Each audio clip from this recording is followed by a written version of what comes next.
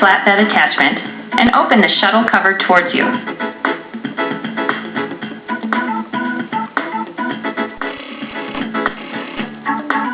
Fully open the bobbin case latch and remove the bobbin case from the machine.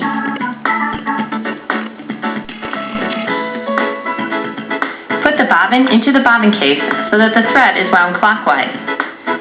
Pass the thread through the slit under the tension spring. Unwind about 10 centimeters of thread from the bobbin.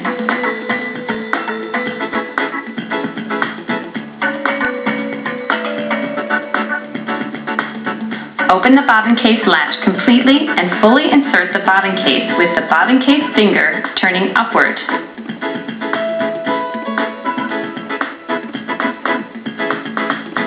Make sure that the bobbin case finger fits into the notch at the top of the shuttle race.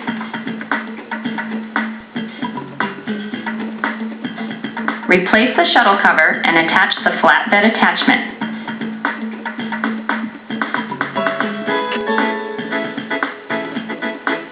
Now you've completed the setting of the lower thread.